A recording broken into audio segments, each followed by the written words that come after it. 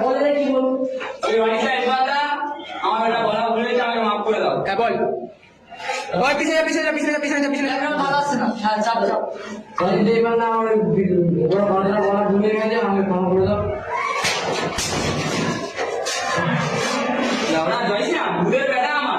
একটু ধরে আলো কর, বলো আমাদের চিনি না লেওড়া। এটি এটি আমার আর না বাবা, জয়শ্রীরাম,